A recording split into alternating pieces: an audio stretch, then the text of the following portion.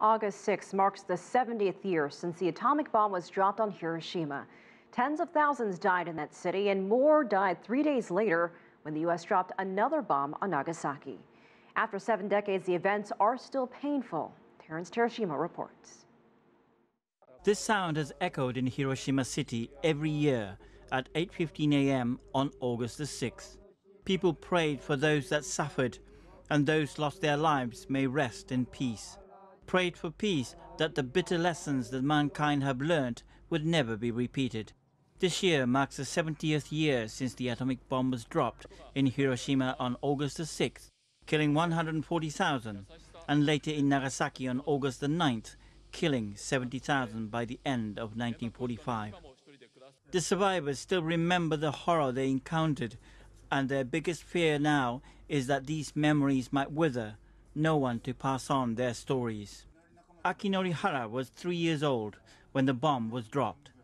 His child memories were vague, some due to shock and confusion, but he remembered the fear.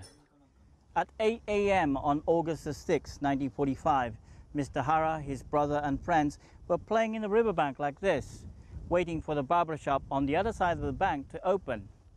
Just before 8:15, the brothers were called in for a haircut that decided the fate of the brothers and the friends who remained outside when the atomic bomb exploded just 2 kilometers from the riverbank.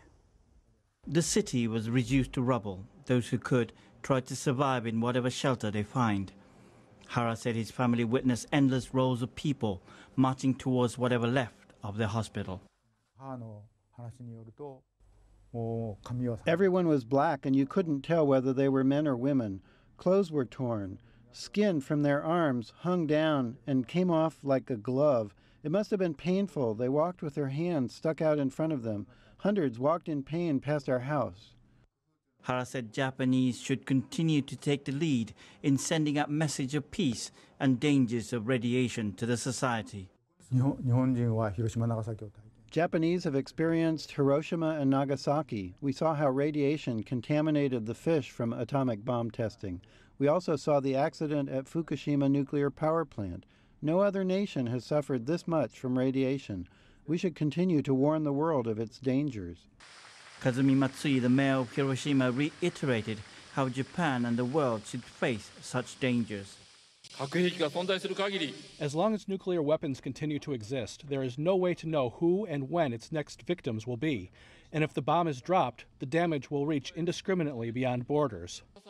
Many that attended the ceremony said the 70th anniversary should not be the closure for the past sufferings, but a reminder not to repeat the bitter past. Terrence Terashima, CCTV, Tokyo.